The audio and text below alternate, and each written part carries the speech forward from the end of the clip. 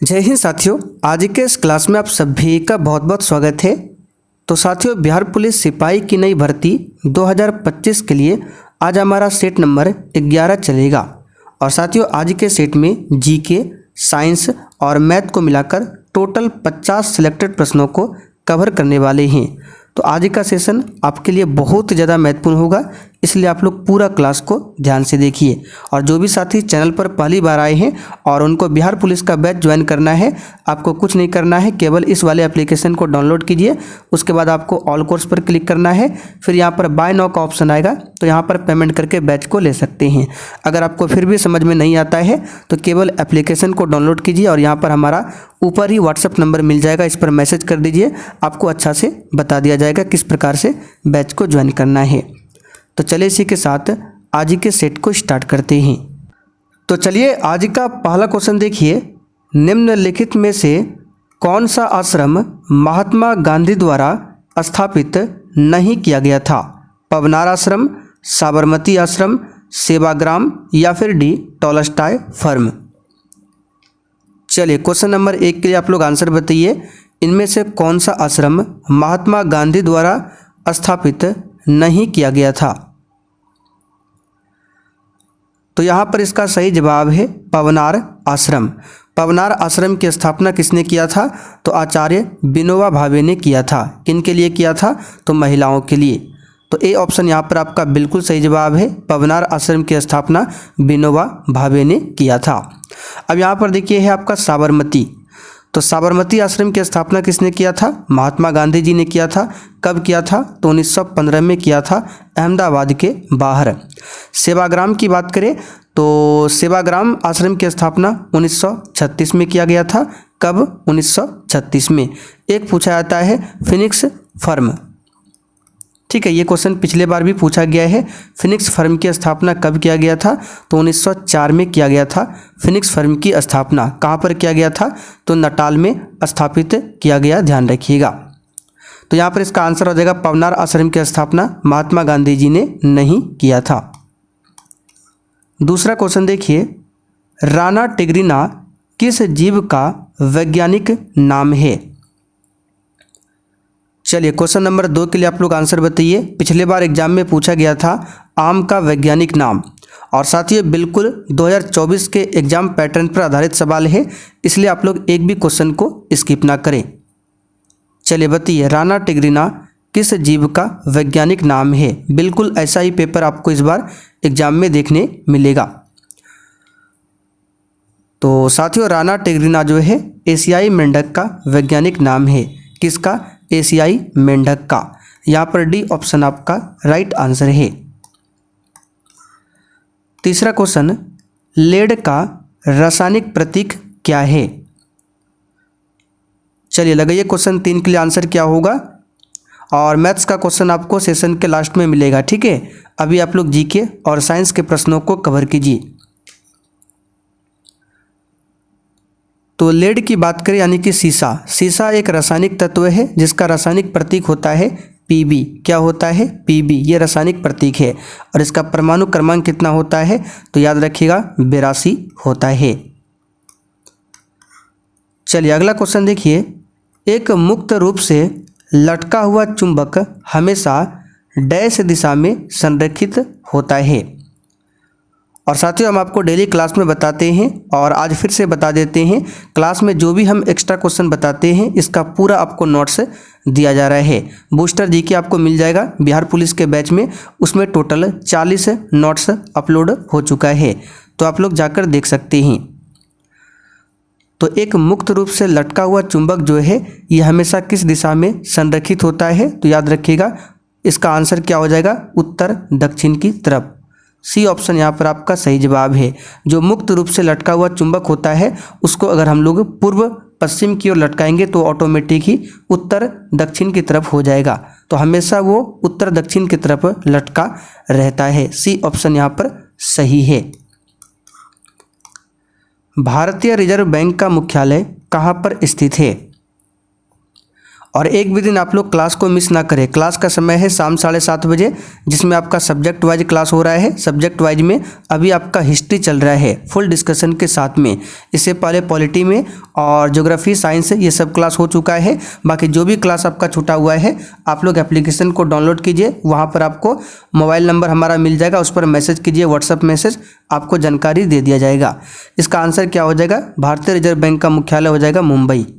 अच्छा, भारतीय reserve bank की स्थापना कब होती है? तो 1935 में हुआ था। और जिस समय स्थापना हुआ था, इसका मुख्यालय कहाँ पर था? तो इसका मुख्यालय था कलकत्ता में। ठीक है, तो 1937 में इसका मुख्यालय कलकत्ता से बदलकर मुंबई किया गया। हाइग्रोमीटर से क्या मापा जाता है? तो ये क्वेश्चन बता चुके हैं। हाइग्रोमीटर जो है मौसम की जांच से संबंधित एक उपकरण है, जिसका उपयोग वातावरण में आर्द्रता को मापने के लिए किया जाता है। किसको? आर्द्रता को। ए ऑप्शन यहाँ पर आपका सही आंसर है, ध्यान रखिएगा। चलिए आगे देखिए। डीआरडीओ द्वारा निर्मित इनमें से कौन सी मिसाइल हवा से हवा में वार करने में सक्षम मिसाइल है? चलिए, बहुत ही शानदार क्वेश्चन है, लगाइए इसका आंसर क्या होगा।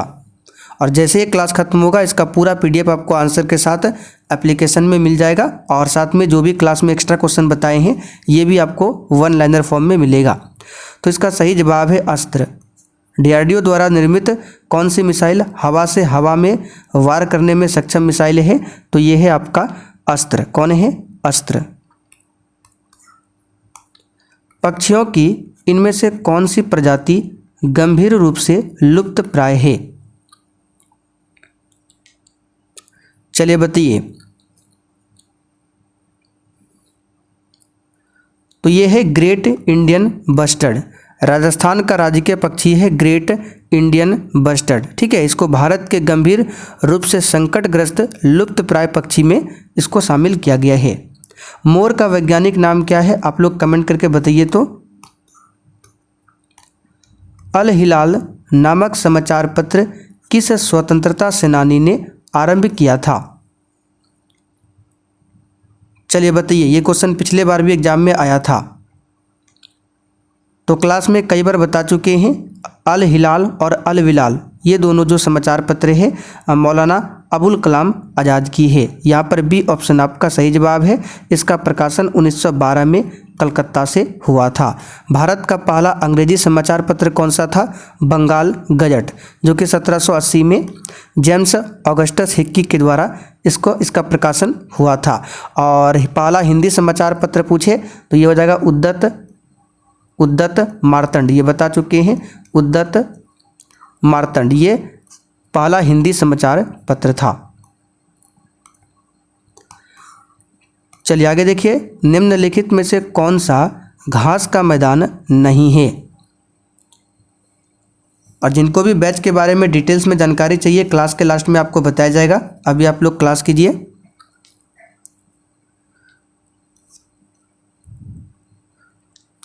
तो यहाँ पर इसका आंसर क्या हो जाएगा? तो देखिए, प्रेरी की बात करें तो आप सभी जानते हैं प्रेरी जो है उत्तरी अमेरिका में हो जाएगा। प्रेरी ये घास का मैदान है। पंपास की बात करें तो पंपास भी आपका घास का मैदान है। दक्षिण अमेरिका में पंपास है और उत्तरी अमेरिका में प्रेरी है। दक्षिण अफ्रीका की बात करें तो वहाँ पर वेल्ड होता है। जितने भी महत्वपूर्ण घास के मैदान है आपको सब बता देते हैं। वेल्ड हो गया, पंपास हो गया। ठीक है, तो उत्तरी अमेरिका में पूछे तो उत्तरी अमेरिका में प्रेरी हो जाएगा। दक्षिणी अमेरिका में पूछे तो पंपास हो जाएगा। दक्षिण अफ्रीका में पूछे तो वेल्ड हो जाएगा।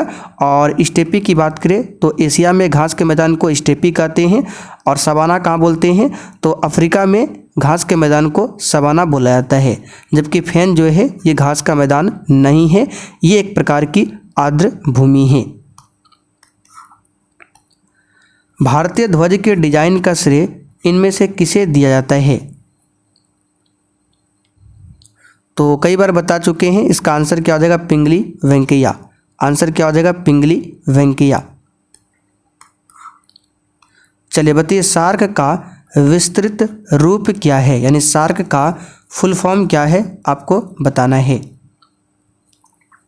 तो सार्क की स्थापना कई बार बता चुके हैं। 8 दिसंबर 1800 8 दिसंबर 1985 को किया गया था। ठीक है, और इसका मुख्यालय जो है और सचिवालय कहाँ पर है? नेपाल की राजधानी काठमांडू में।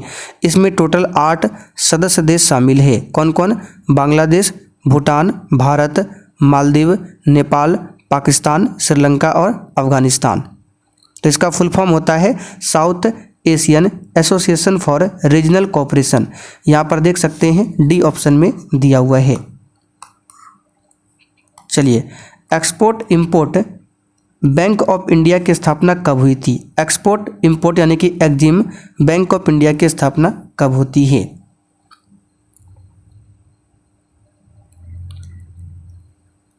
तो यहाँ पर इसका आंसर हो जाएगा 1982 में हुआ था। ठीक है, तो export import bank of India जो है, जिसको एक्जिम बैंक शॉर्ट में बोला जाता है, इसकी स्थापना भारत सरकार द्वारा 1982 में किया गया था। भारत की इनमें से कौन सी नदी पूरब से पश्चिम की ओर बहती है? और जिन्होंने सेशन को लाइक नहीं किया है, आपसे रिक्वेस्ट है आप लोग सेशन को लाइक करते चलिए। तो भारत की कौन सी नदी पूर्व से पश्चिम की ओर बहती है? तो ऑप्शन के अकॉर्डिंग हो जाएगा नर्मदा। नर्मदा नदी हो गया, ताप्ती नदी हो गया, ये सभी पश्चिम से पूरब की ओर बहने वाली नदी है और ये डेल्टा का निर्माण नहीं करती है। नर्मदा नदी की बात करें तो ये कहाँ से निकलती है? तो मध्य प्रदेश में अमरकंटक की पहाड़ी से निकलती है नर्मदा नदी। और नर्मदा नदी जो है ये उत्तर में विंध्य श्रेणी और दक्षिण में सतपुड़ा श्रेणी के बीच एक भ्रंश घाटी के द्वारा पश्चिम की ओर बहती है। कौन कौन सा पर्वत श्रेणी है जिसके बीच नर्मदा नदी बहती है? तो विंध्याचल श्रेणी और सतपुड़ा श्रेणी के बीच में है नर्मदा नदी। इसी पर है सरदार सरोवर बांध। ठीक है, बाकी गोदावरी नदी को दक्षिणी गंगा के नाम से जाना जाता है और वृद्ध गंगा भी बोला जाता है। इसकी लंबाई कितनी है? तो 1465 किलोमीटर गोदावरी की कुल लंबाई है। अच्छा, दक्षिण की गंगा पूछे तो कावेरी, लेकिन दक्षिणी गंगा पूछे तो गोदावरी। भारत में सर्वप्रथम कम्युनिस्ट सरकार किस राज्य में बनी थी?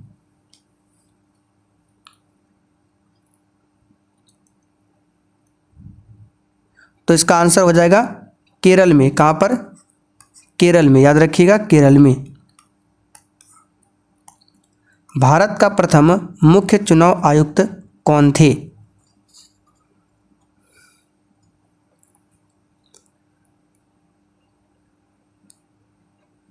तो आसान क्वेश्चन है। भारत के प्रथम मुख्य चुनाव आयुक्त कौन थे? सुकुमार सेन। कौन थे? सुकुमार सेन थे प्रथम मुख्य चुनाव आयुक्त। अच्छा, भारत की मुख्य चुनाव आयुक्त बनने वाली प्रथम महिला कौन थी? तो वी.एस. रमा देवी। याद रखिएगा ये क्वेश्चन पूछा जाता है। वी.एस. रमा देवी कौन थी? तो मुख्य चुनाव आयुक्त बनने वाली प्रथम महिला। ऑपरेशन विजय निम्नलिखित में से किस युद्ध से संबंधित है? तो ये कारगिल युद्ध 1999 से संबंधित है। सिंपल सा क्वेश्चन है, कारगिल युद्ध 1999 से संबंधित है। अच्छा, यहाँ से क्वेश्चन पूछा जाता है कारगिल विजय दिवस कब मनाया जाता है? तो 26 जुलाई को। याद रखिएगा 26 जुलाई को कारगिल विजय दिवस मनाते हैं।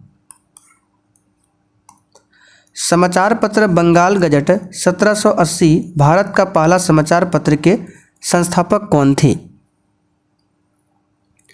तो अभी हमने थोड़ी देर पहले आपको बताया था हिंदी समाचार पत्र और अंग्रेजी समाचार पत्र। तो भारत का पहला अंग्रेजी समाचार पत्र है बंगाल गजट, जिसका प्रकाशन 1780 में हुआ था। ठीक है, और प्रकाशित करने वाला कौन था, यानी इसके संस्थापक कौन थे? James Augustus Hickey. James Augustus Hickey. तो यहाँ पर देखिए बी ऑप्शन में दिया हुआ है J.K. हिक्की। चलिए आगे बढ़ते हैं। कोशिका का वह बाह्यतम आवरण कौन सा है जो कोशिका के अवयवों को उसके बाह्य वातावरण से अलग करता है?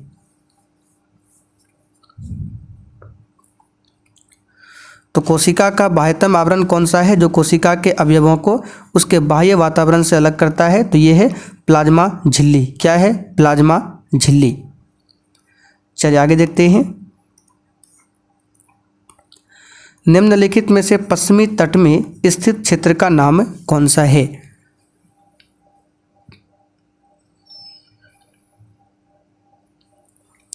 तो सिंधु का मैदानी क्षेत्र, ये तो ऊपर हो जाएगा, उत्तर में हो जाएगा, ये तो होगा नहीं। असम भी आपका पूरब में हो जाएगा, ये भी नहीं होगा। बचा कोरोमंडल तट और मालाबार तट। तो दोनों में से जो पश्चिमी तट है, पश्चिमी तट किसको कहते हैं? तो ये आपका पश्चिमी तट है पूरा, और ये है आपका पूर्वी तट। तो पश्चिमी तट में जो आता है ये आपका कौन सा है? तो ये है मालाबार तट, ये पश्चिमी तट में आता है। बाकी कोरोमंडल तट ये पूर्वी में आ जाएगा, पूर्वी तट में। मालाबार क्षेत्र में कौन कौन सा एरिया आता है? तो केरल का अधिकांश क्षेत्र आता है और कर्नाटक का तटीय क्षेत्र शामिल है मालाबार क्षेत्र में। चलिए आगे देखते हैं। निम्नलिखित में से किस अनुच्छेद में समानता की अवधारणा को परिभाषित किया गया है? ये क्वेश्चन पॉलिटी क्लास में बता चुके हैं। पॉलिटी में टोटल 20 क्लास हुआ है और भी क्लास होना बाकी है, ठीक है। बाकी जो भी क्लास छूटा हुआ है एप्लीकेशन पर जाकर कर सकते हैं। तो इसका आंसर आपका क्या हो जाएगा? अनुच्छेद 14। अनुच्छेद 14। पूर्वोत्तर भारत की निम्नलिखित में से कौन सी झील मीठे पानी की सबसे बड़ी झील है?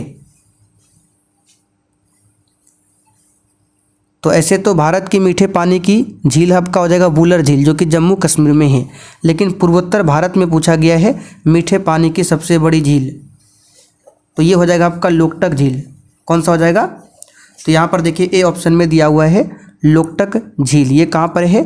तो ये आपका मणिपुर में स्थित है। कहाँ पर है? मणिपुर में स्थित है लोकटक झील। और इसी लोकटक झील में विश्व का एकमात्र तैरता हुआ राष्ट्रीय उद्यान भी है, केबुल लामजाओ नेशनल पार्क। तो याद रखिएगा, केबुल लामजाओ नेशनल पार्क विश्व का एकमात्र तैरता हुआ नेशनल पार्क है, जो कि लोकटक झील में स्थित है। डल झील कहाँ पर मिलेगा? आप लोग कमेंट करके बताइए। पुलिकट झील कहाँ पर है?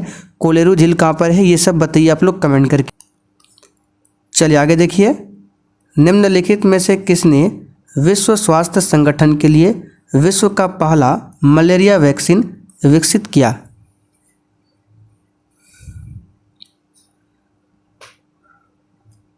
तो विश्व का पहला मलेरिया वैक्सीन जो विकसित किया गया है उसका नाम है ग्लैक्सोस्मिथक्लाइन। यहाँ पर बी ऑप्शन आपका राइट आंसर है।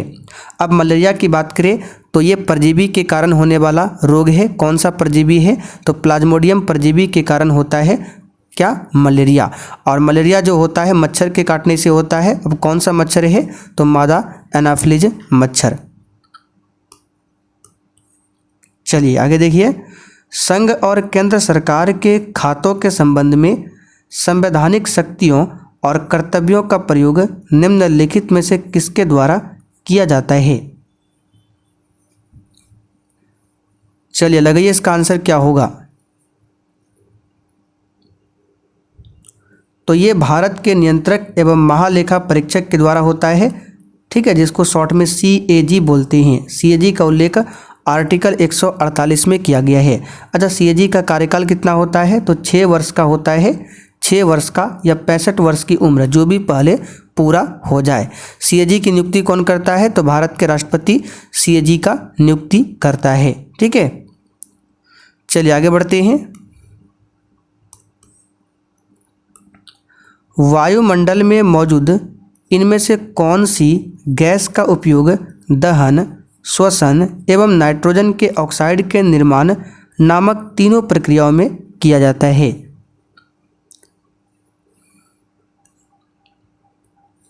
क्वेश्चन को अच्छा से समझिए। वायुमंडल में मौजूद इनमें से कौन सी गैस का उपयोग दहन, श्वसन एवं नाइट्रोजन के ऑक्साइड के निर्माण में होता है? तो ये है आपका ऑक्सीजन। बी ऑप्शन यहाँ पर सही है। वायुमंडल में लगभग 21% के आसपास ऑक्सीजन है। वायुमंडल में नाइट्रोजन सबसे अधिक है, 78%। निम्नलिखित को सही काल क्रम के रूप में व्यवस्थित करें। तो भारत में साइमन कमीशन का आगमन आप सभी जानते हैं 1928, ठीक है। लॉर्ड इरविन ने भारत को डोमिनियन स्टेट की घोषणा की। ये कब हुआ था? तो लॉर्ड इरविन ने भारत के डोमिनियन स्टेट्स की घोषणा 1929 में किया था, 31 अक्टूबर 1929 को। और गांधी जी ने 11 सूत्री मांगों को बताते हुए पत्र जो भेजा था ये हुआ था आपका 1930 में। 11 सूत्री मांगों को बताते हुए पत्र भेजा 31 जनवरी 1930। बाकी पूना पैक्ट आप सभी जानते हैं 1932 में हुआ था पूना पैक्ट। तो कालक्रम के अनुसार सजाना है तो सबसे पहले देखिए 28, 29, 30, 32 यानी कि 1, 2, 3, 4 आंसर होगा। देखिए किस में है तो यहाँ पर देखिए ऑप्शन ए में दिया है। निम्नलिखित में से किसने 1857 के विद्रोह के कारणों का विश्लेषण करते हुए अंग्रेजों तथा मुसलमानों के बीच मेल मिलाप की वकालत की? तो ये है सर सैयद अहमद खां। लॉर्ड माउंटबेटन द्वारा 15 अगस्त के दिन भारत को सत्ता हस्तांतरण का क्या आधार था?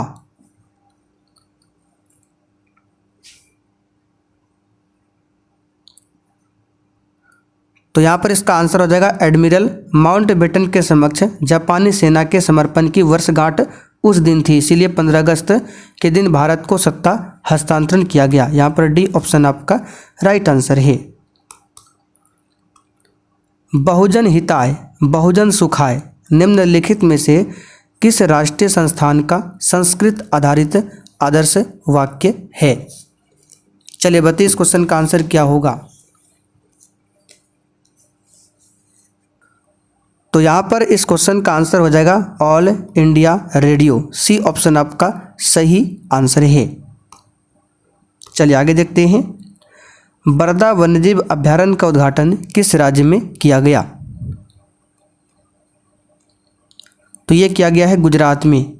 ठीक है, गुजरात में एक नेशनल पार्क याद रखिएगा, गिर नेशनल पार्क है जो कि एशियाई शेरों के लिए प्रसिद्ध है, गिर नेशनल पार्क।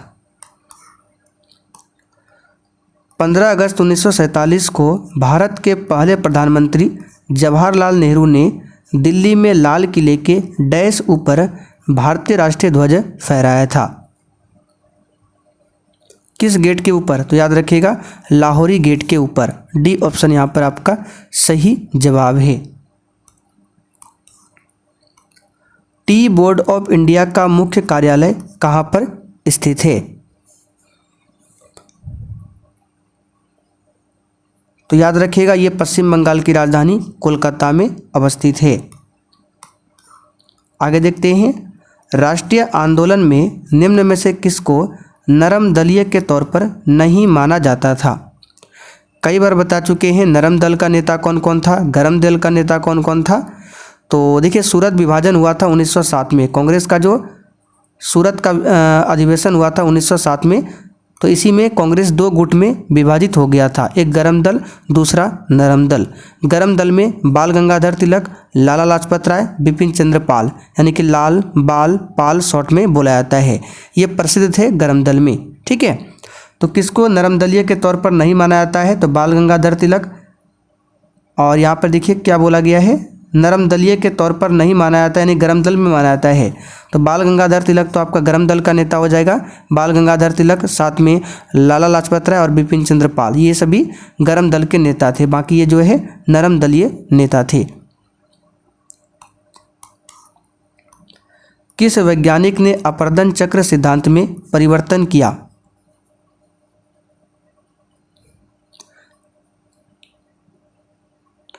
आंसर है डेविस। जनरल डायर को किसने गोली मारकर हत्या किया था? ये सब तो नॉर्मल क्वेश्चन है, इसमें आपको ज़्यादा समय नहीं देंगे। सरदार उधम सिंह ने। ठीक है, 13 मार्च 1940 को माइकल ओ डायर को उधम सिंह ने लंदन में गोली मारा था। और किस कारण मारा था आपको पता ही होगा, जालियांवाला बाग हत्याकांड। पिनाका रॉकेट सिस्टम का उन्नत रेंज संस्करण कितनी दूरी तक लक्ष्य को भेज सकता है? इसको याद रखिएगा 45 किलोमीटर। कितना? 45 किलोमीटर। निम्नलिखित में से कौन सा विटामिन सी की कमी का लक्षण है? तो विटामिन सी का रासायनिक नाम एस्कॉर्बिक एसिड है।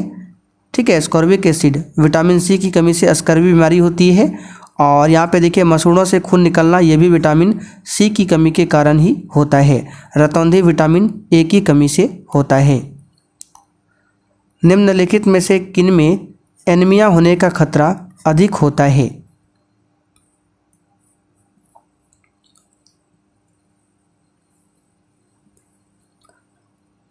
तो खून की कमी, या फिर बोल सकते हैं खून में आयरन की कमी के कारण एनीमिया होता है, और गर्भवती महिलाओं के लिए सबसे अधिक खतरा होता है।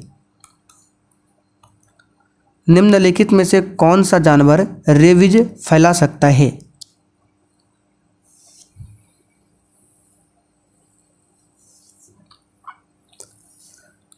तो रेबीज फैलाने के लिए जो जिम्मेदार जानवर है आप सभी जानते हैं, कुत्ता है। क्या है? कुत्ता। डी ऑप्शन सही है, कुत्ता।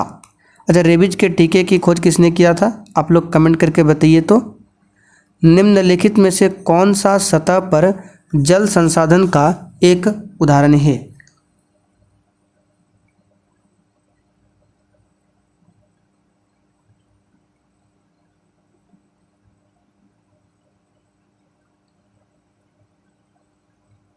तो यहाँ पर इसका आंसर क्या हो जाएगा? झील, कुआं, समुद्र, टैंकर। कौन जल संसाधन का एक अच्छा उदाहरण होगा? तो इसका सही जवाब हो जाएगा झील। ठीक है, झील हो जाएगा आंसर। फ्यूज एक विद्युत परिपथ यानी कि इलेक्ट्रिक सर्किट की सुरक्षा निम्नलिखित में से किससे करता है? अच्छा, आप बता रहे हैं रेबीज के टीके की खोज किसने किया था? तो याद रखिएगा किसने किया था? लुई पास्चर ने। तो फ्यूज जो है एक विद्युत परिपथ की सुरक्षा निम्नलिखित में से किससे करता है? तो धारा परिवहन। सी ऑप्शन यहाँ पर आपका सही जवाब है। अच्छा, फ्यूज को परिपथ में किस क्रम में जोड़ा जाता है? श्रेणी क्रम में या फिर समांतर क्रम में? तो याद रखिएगा श्रेणी क्रम में हमेशा फ्यूज को जोड़ा जाता है। सर्किट में विद्युत की उपस्थिति का पता लगाने के लिए निम्नलिखित में से किस उपकरण का उपयोग किया जाता है? तो तार में अगर विद्युत की उपस्थिति का पता लगाना है तो इसके लिए है गैल्वेनोमीटर। क्या है? गैल्वेनोमीटर। डी ऑप्शन यहाँ पर आपका सही है। ठीक है। इलेक्ट्रॉनिक संचार प्रणाली की 3 बुनियादी इकाइयाँ कौन कौन सी है?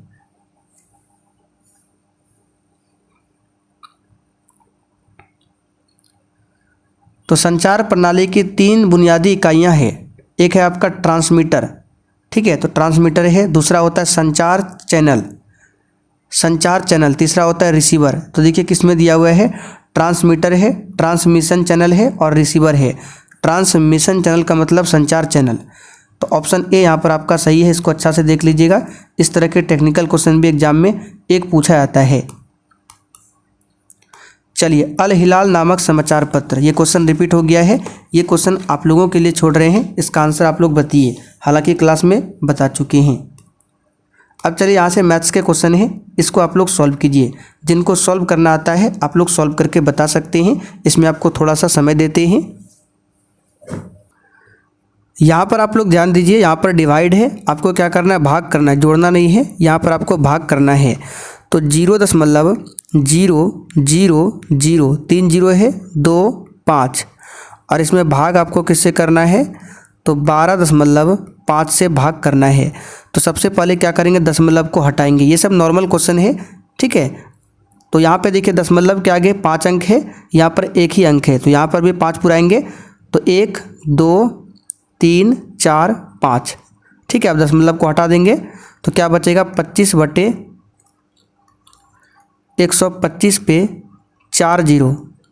अब 25 से काटेंगे 125 को तो 5 बार में, और 4 जीरो है तो इस पर 4 जीरो हो जाएगा, यानी 1/50,000। अब इसको इस तरह से लिखिए, 1/5 गुना 10,000, इस तरह से लिखिए। ठीक है, तो अब 1 में भाग देंगे 5 से तो कितना होगा? 0.2 होगा, और नीचे भाग कितना करना है? फिर 10,000 से भाग करना है।